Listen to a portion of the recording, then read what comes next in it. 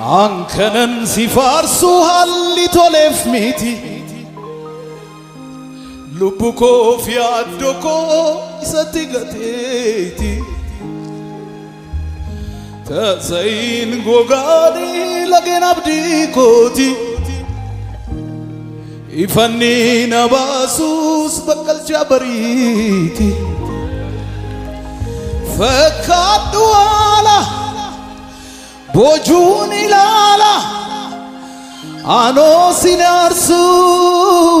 gatii kee yarsu Erga na jaalatee maal faana dhoowwatee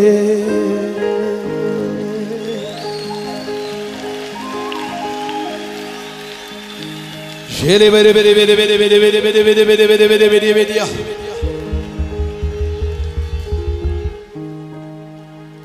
Isanan dagadde gadda kulfata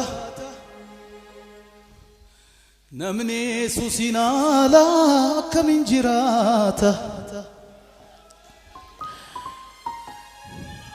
Natti jijjiramne difada fullisa